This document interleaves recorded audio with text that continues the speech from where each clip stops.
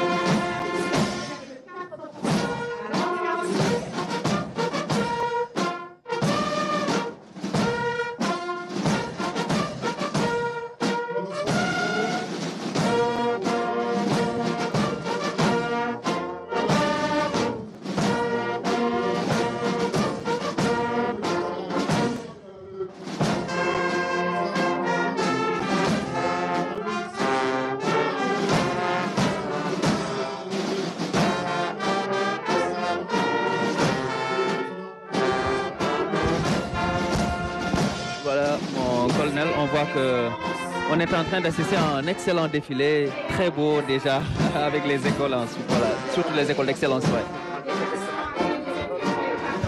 Ils sont sélectionnés. Donc là, on voit passer la maison d'éducation Maria Maba. Maria Maba, ouais. Et il y a le lycée d'excellence, oui, c'est ça, la maison d'éducation au lycée d'excellence Maria Maba. Maria Maba. Auparavant, c'était la maison d'éducation, maintenant c'est le lycée d'excellence. Ouais. C'est l'ère des lycées d'excellence. Tout à fait. Ouais. Et elle a été créée, donc, cette maison en 1977. 77, ouais. Donc, elle est sur l'île de Gorée, comme vous le savez. Et là, il y a l'école de la formation maritime. L'école nationale de formation maritime, effectivement, qui est une école où on vraiment forme des personnels navigants, des mécaniciens, etc., civils au niveau de... c'est une école qui est rattachée au niveau du ministère de la Pêche et de l'économie maritime. Et de l'économie maritime, ouais. Effectivement. Donc on forme des personnels navigants qui sont nécessaires aux flottes de commerce, de pêche, mais également de plaisance. Donc, c'est un personnel très qualifié. Tout à fait. Voilà, donc bien sûr, c'est un personnel qualifié. C'est le personnel qui alimente les bateaux marchands, les bateaux... Et là, nous avons le lycée technique et commercial Maurice Delafosse. Quand on parle de Delafosse, on parle de formation professionnelle, on parle de génie. Tout à l'heure, on parlait de génie, tout ça. Donc voilà, c'est une école extrêmement importante où il y a des élèves qui sortent avec beaucoup de qualifications. Voilà. Toujours l'excellence est au rendez-vous de ce 4 avril. Tout à fait, c'est un lycée de lancement technique, donc qui est vraiment, c'est un centre où on prépare les jeunes élèves donc au baccalauréat technologique. Ouais. Et puis au niveau aussi de toutes les sciences appropriées, ce qui est pour leur permettre d'accéder donc aux instituts universitaires. Et surtout, on a vu que ces dernières années, les résultats qui sont sortis de cette école Maurice Delafosse sont des résultats très, très encourageants, qui vont même au-delà de la performance, parce qu'on a doublé tout ce qui va dans la formation et tout ça. On a augmenté la formation des formateurs, on a augmenté les équipements et tout ça, donc c'est ce qui a fait que des résultats extrêmement importants ont été enregistrés. Le lycée Limamoulaye qui se distingue, également, concours général également. Qui se distingue, c'est un lycée public qui se distingue tout à fait, qui a été créé en 1978 et qui tout dernièrement vraiment se distingue au niveau du concours général notamment. Qui se trouve à Guédiawaye en banlieue dakaroise. En tout cas, c'est un lycée qui nous a valu beaucoup de satisfaction avec des élèves qui sont sortis, qui ont facilement trouvé de l'insertion, parce que surtout dans les matières scientifiques, on a vu que c'est une école où les matières scientifiques sont très promues. Voilà, c'est qui nous a valu des résultats probants et encourageants.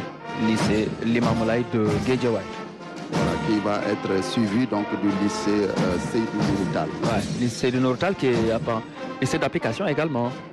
Voilà, lycée technique d'application Seydou Nourou Tall. Ouais, je vous laisse le nom. Oui, c'est ça. C'est un lycée donc, qui a été créé en 1966. Et l'année dernière, c'est un lycée qui s'est distingué par ses résultats, qui a eu au bac plus de 95% de réussite. Là, on voit le centre, voilà le CC de Nourou-Tall, qui est suivi par l'école le centre de formation professionnelle de Ouakam. Là, c'est toujours le CC de Nourou-Tall que nous voyons. C'est de Nourou-Tall également 96 en 2024. On a vu que le taux de réussite donc avoisine 96%. On l'a vu au baccalauréat surtout, ce qui veut dire que véritablement les élèves se sont donnés dans la rigueur et tout ça pour plus tard avoir une formation très pointue dans divers domaines. Le lycée Seydou Nourou Tall, voilà. Tout à fait. Le lycée Seydou Nourou Tall est suivi donc du centre de formation professionnelle de Ouakam, qui est une structure publique du ministère de la formation professionnelle et technique. C'est important de voir tous ces centres de formation professionnelle, parce que l'enseignement, c'est pas seulement général, c'est aussi la formation professionnelle. Et ça colle très bien à notre thème d'ailleurs, parce que c'est l'endroit où on forme les techniciens, ceux qui pratiquent en fait. Et voilà, c'est très important de les montrer donc, dans ce défilé-là.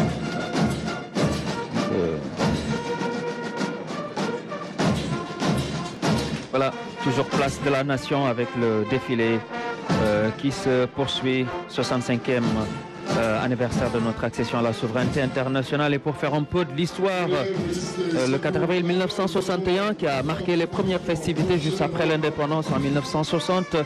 Apparemment, il y avait 82 délégations qui étaient venues de 72 pays, 72 ou 76 pays. Et parmi ces invités, il y avait Félix Houphouët-Boigny qui était le président de la Côte d'Ivoire. Il y avait le président du Sénat français, Gaston Monnerville. Il y avait le Premier ministre Michel Debré, également ces personnalités de l'époque qui ont assisté à ces premières festivités. Donc pour vous dire que l'importance que revêt notre accession à la souveraineté internationale. Et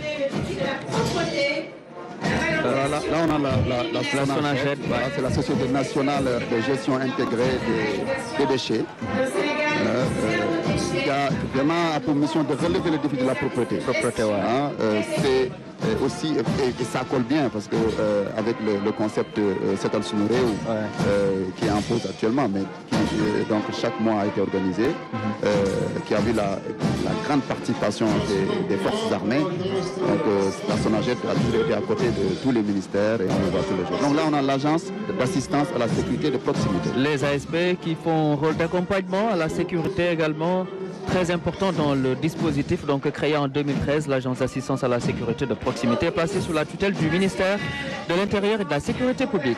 Et ses missions colonelles reposent sur le triptyque prévention, assistance, secours et secours. Tout à fait. L'agence participe à la mise en œuvre d'une politique sécuritaire de proximité, donc qui est bâtie vraiment autour de la prévention et du partenariat actif, d'un partenariat actif entre l'État, les collectivités locales, mais également les acteurs de la vie sociale.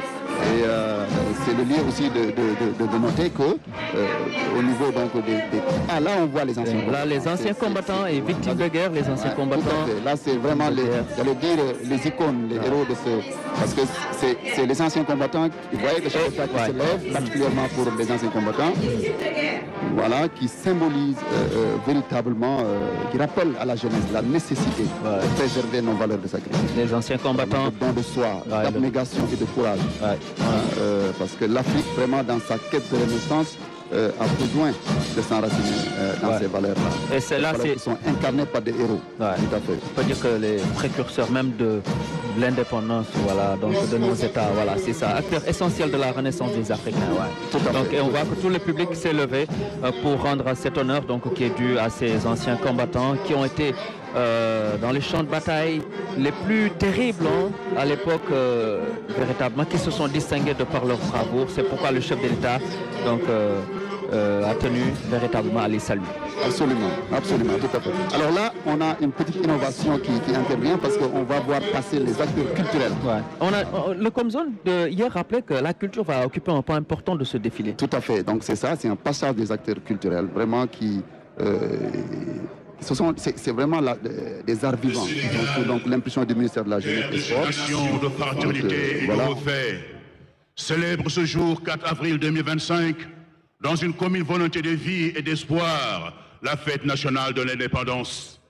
Terre d'amour, de symbiose, de splendeur, le Sénégal au nom majuscule, sous la roulette éclairée de son Excellence M. Bassirou Diomaye Diakhar Faye et de son Premier ministre M. Ousmane Sonko, reçoit le Sénégal dans toute sa diversité culturelle, ethnique, fraternelle, dans sa diversité baignée dans la profondeur des métaphores et des valeurs transtemporelles.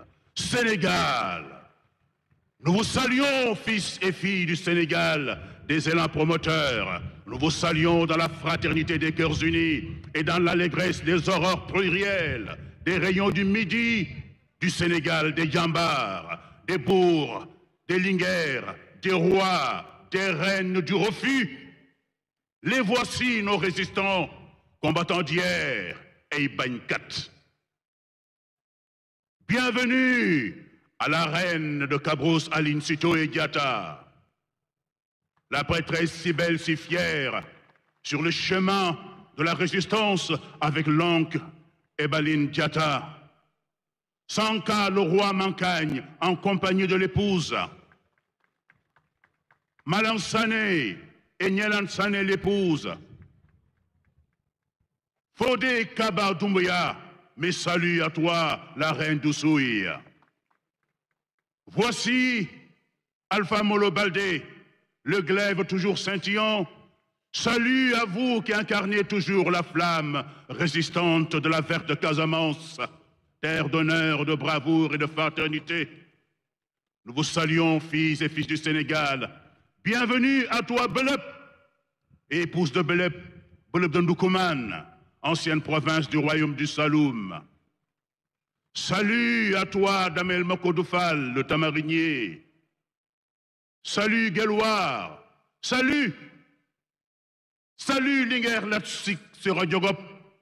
Amaringone Sobel, digne descendant de Megandour, les Bentignes de Kaoun. Voici, en compagnie de l'épouse, le marabout conquérant Mabadiarouba, le turban vert, l'Almami du Rip. Il est de la lignée de Koli Tengala, le fondateur de la dynastie des Dénéanké. Nous voici dans le Cayor du roi des Guetch, symbole de la résistance nationale, le pro-guerrier, la Dior Ngone Latur Diop, le Damel du Cayor, et sa Linger, la Dior, l'homme aux doigts de métal, qui a dit non à l'envahisseur jusqu'à son dernier souffle dans les champs de bataille. Salut, Djaraf Dakarou Dial Diop, épouse, Laman Neudireu, gardien des traditions. Bienvenue dans la cour royale du Sine. Voici le Boursine Commandofen Famak, le symbole du courage. Voici Salman Faye le roi, à la brouvoir païenne, au courage de granit et épouse. Salut Al-Bourindjaï, Bourba, digne fils de Sénébou, Amadou Yella Diop et Biram Pendengeme, grand chef militaire, bon administrateur. Voici Nyamban Bouch, la reine au visage altier, à la forme majuscule opulente.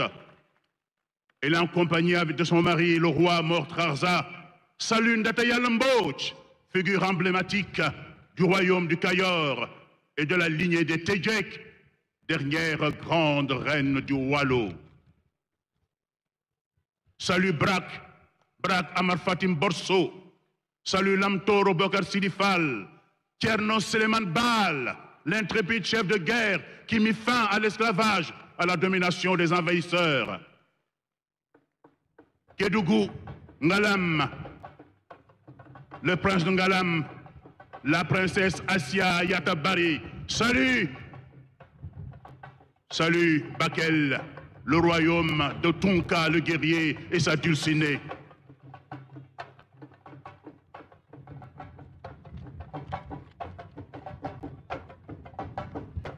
Ici, vous avez la parade des diversités ethniques.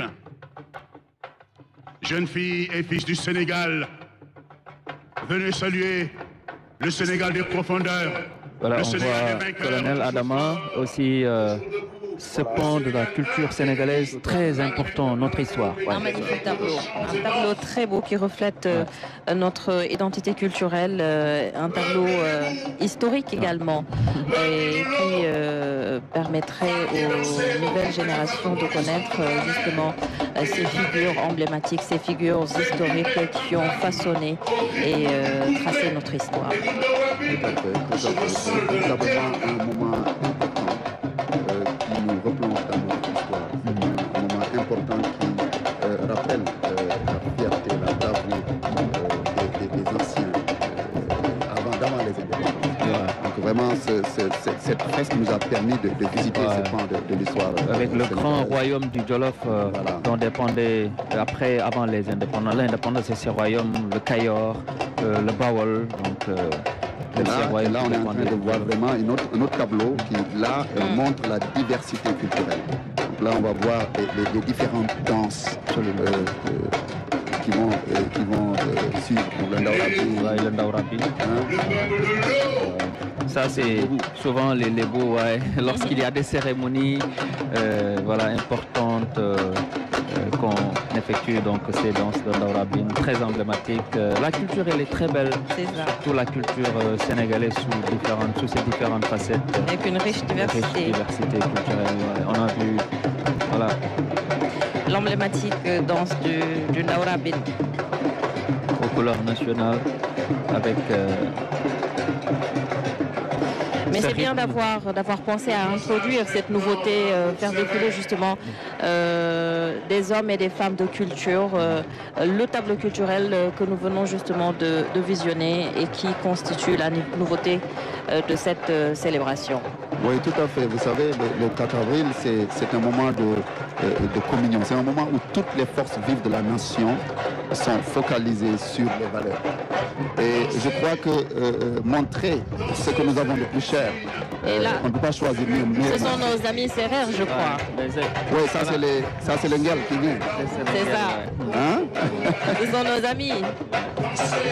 On a vu ça, c'est avec ces instruments traditionnels, Aujourd'hui, on a une mécanisation de l'agriculture sénégalaise. C'est important parce que ça, c'est ce qui a précédé voilà, tout ce qu'on est en train de faire actuellement. Le choix des tissus et le choix des couleurs est tout aussi important également, pour le souligner. Oui. Parce que culture bu ci nekk am na luy def spécificité am na luy def nu koy waxee lu koy identifier mu doon ci wàllum tissu bi wàllum accessoire yi ñuy takk wàllum fecc bi ak sax mbaxana bi mu sol. exactement mooy accessoire yi ak fecc bi ak yu ni mel. Donc di jëmmal voilà. baykat yi dañuy rendre hommage baykat yi également. instrument traditionnel yi. Ileer bi véritablement.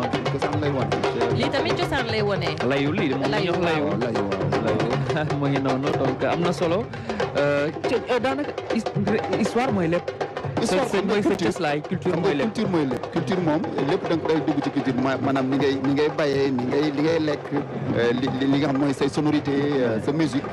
dégg nga sa làkk et cetera yëpp culture la donc li ñu tableau bi ñu gis ni luy jàll dafay wone diversité culturelle du Sénégal. maanaam waaw ñun vraiment dëkk bu ndaw lañ ci géographiquement waaye en termes de richesse culturelle ak diversité macha allah mën nañ ko te lii dafa am solo ñu won ko ndaw ñi parce que actuellement ñuy génn ay fecc yu bees yu bëri ñu ko tuddee ay tur yu kenn xam. waaw alors que cosaan bi mi ngi fi effectivement xam nga fecc buñ jëloon Ndaw Rabine bi ñuy jël ngel bi am lu muy tekki daal di koy waaw parce que li nga wax ni ñaari nga wax ni bu ne dafa am lu muy tekki ak circonstance bi ñu koy defee waaw je pense que moo ko ne loolu am na solo trop ndax luñ fi war a génn rek dafa war a fekk circonstance bi maanaam dañoo war a woo xale yi woo Sénégalais yi ñu reconnecté wu ak seen culture ñu reconnecté wu ak seen cosaan ñu reconnecté wu ak seen valeur moom moo nekk noonu xam nga tableau bi du ko wone ci jour indépendance bi nga xamante ne réew mi xale yi ñëpp a ngi captivé di seetaan loolu la message boobu la ñu sànni. mu mel ne commissaire Diouf tamit am na lu mu si bëgg a sànni te dafa mel ne. sunu bopp séeréer yi. lii à la suite du colonel li mu wax c'est important parce que comme disait le président Senghor la culture est au début à la fin du développement. Et tey jii par devoir de mémoire et de reconnaissance gis nañ ñi fi jàll ñëpp mu nekkoon ay figure emblématique de l'histoire du Sénégal et puis véritablement comme il a dit la diversité culturelle mu nekk lu am solo ñuy soxla ay repères di soxla véritablement ay figures yi nga xam ne dañuy jël ci ñoom ay modèles tey jii ci jeunesse bi comme ni nga ko waxee ñu toll ci moment yoo xam ne des fois day am ay crise de valeur véritablement mu am ay fecc ay façon de parler bi ci ni ñuy waxee ni ñuy doxee ni ñuy solo ci ñi nga xamante ni reflété wul suñu Sénégal donc tey jii dafay am solo tey lu mel ni fête de l'indépendance ñu génnewaat li ni mel wan ko ndaw yi ñu wan ne véritablement Sénégal am na lii et puis ñi mat nañ ñu modèle ñi nga xam ne buñ ci jaaree ci li nga xam ne bëgg nañ ko muy vers la souveraineté véritablement mën nañ ci yegg. am na solo comme ni ko waxee président Senghor waxee woon la culture elle est au début et à la fin de tout processus de tout développement donc baax nañ dellu si waat si repères yooyu. Tout à fait. La culture c'est ce qu'on a de plus cher. même li ñuy wax souveraineté industrie développement loolu yëpp base bi mooy sa fierté nationale base bi mooy nga xam yaay kan sa identité foo jógee dégg nga base boobu moo la mën a permettre yow nga mën a vraiment projeté wu dans l'avenir di am yu mel ni ay industrie défense wala di bëgg a def Sénégal horizon 2050 tant que amuñu valeurs yooyu nga xamante ne moom la suñu maam yi doon porté ñu xam suñu bopp xam fu ñu jógee xam suñu identité day jafe ñu projeté wu dans l'avenir. mais sànq dañu gis sax bi nga xam ne mooy les terroirs des royaumes yi doon jàll royaume bu ci nekk am na particularité am na singularité am na ay valeurs yoo xam ne moom lay promouvoir également loolu comme commissaire Diouf sànq wax na ko je pense qu'il faut que ñu dem ressourcer jiwaat que ce soit la jeunesse nga xam ne mooy l'avenir d'un pays li moom mooy lu am solo la parce que daanaka gisatuñ ko Simbu Gaynde ñu ngi koy gis nag ci yenn banlieue yi ci yenn digg yi ci biir réew mi dañ koy def waaye effectivement bëreetul comme mu daan amee si ay temps daal c'est ça lii nekk na lu rafet wax dëgg yàlla waaw suñu mbokk waa Casamance yi nga xam ne ñoom it macha allah bu di wax Casamance wax culture fa la culture véritablement fekk baax wax dëgg yàlla gis nga ko mu ngoog ñi moom ñi profité di nuyuwaale suñu mbokk waa Ale Casa yi nga xam ne ambiance bi buñ ko déggee rek waaw ñii di ñëw nag c'est important on va voir les rollers là rollers yi di ñëw nii waaw rollers yi gis nga boo xoolee ku ci nekk da nga takk raaya benn réew Afrique waaw donc vraiment c'est un clin d'œil à l'unité africaine ay Zambie Gambie réew Afrique yëpp ñu ngi fii ñu ngi leen représenté fii ci rollers yi ça c'est l'unité africaine c'est l'unité africaine c'est le panafricanisme fi mu toll nii dañu sànni un clin d'œil parce que aussi identité culturelle du rek sa réew yow kese Ouganda sax Ouganda ak variété Ouganda am nañu weex waaw donc vraiment dafay collé ak suñu invité yi toog invité Nigéria dégg nga après pour wane rek ñun vision panafricaniste dafa doon loo xamante ne c'est pas seulement Sénégal mais dafa lu am solo ci réew mi commissaire dafa mel ne micro bi waaw donc comme way colonel allez-y voilà donc mu ngi noonu donc loolu la ñoo jàll noonu dégg nga Niger parce que vision panafricaniste li yëpp rek ay clin d'œil maanaam dañu won jeunes yi won ndaw yi won force vive nation bi que ni unité africaine du rek slogan du rek lu ñu wax ni def dafa loo xam dañ ci war a dellu di ko dund dégg nga léegi fekk bi ñuy wane nii dafay rappeler nit ñi que vision unité africaine dafa am solo. Et surtout, pour matérialiser ce que vous dites, Adama et mon colonel, c'est que le président de la République a créé le ministère d'abord de l'intégration africaine et des affaires étrangères. Donc ça, véritablement, illustre ça et cette vision du chef d'État. Cette intégration africaine dont vous parlez tout à l'heure. Commandant commissaire. Voilà. maa ngi ñëw commissaire kii Mamadou Diouf. Voilà. À la suite du colonel, comme il disait, mu am aspect bu am solo mooy intégration africaine ak unité africaine. Et loolu aussi dans la suite des figures véritablement yi fi jàll ñu mën ci fàttali ku mel ni Cheikh Anta Diop. mu mel def ci liggéey bu am solo véritablement par là de la culture africaine. loolu dafa nekk lu am solo li nga xam ne tey jii véritablement day matérialiser cette vision véritablement de l'intégration de l'unité africaine. mu doon tableau bu am solo bi nga xamante ne ni ñuy fàttali rek ne moo nekk nouveauté bi nga xamante ne nemmeeku nañ ko ci célébration 65e anniversaire bi Cheikh Bamba Gueye. défilé civil yi daanaka bu noppee rek si la ñuy jàll. ci défilé militaire.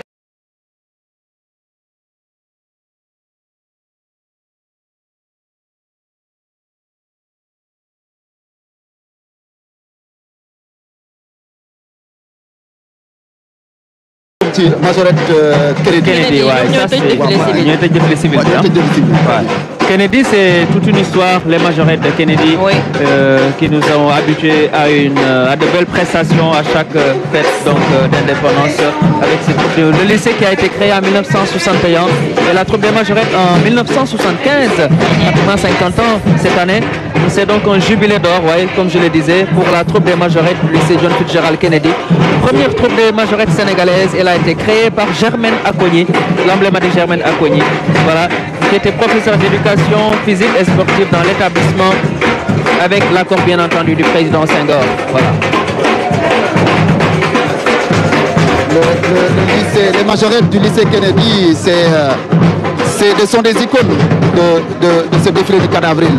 Tout comme les majorettes de l'institution Notre-Dame, ce sont les deux qui ouvrent et clôturent donc le défilé civil. Défilé.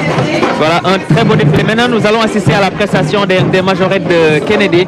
On le rappelle, cette année, c'est le jubilé d'or, donc puisque la troupe a été créée en 1975, donc ça fait 50 ans à Adama Amstaba. Voilà, je vous laisse. Voilà. Donc, et rendre hommage également à l'emblématique Doudou Ndiaye Rose, véritablement, qui était le tambour-major des Kennedy. Absolument, absolument. C'est ça. Et c'est un legs que sa famille est en train de perpétuer. C'est ça, effectivement. Ce sont ces enfants qui sont aujourd'hui, qui ont repris le flambeau. Donc avec Biran Ndiaye Rose. Biran Ndiaye Rose, et Tafa Ndiaye Rose, qui est là.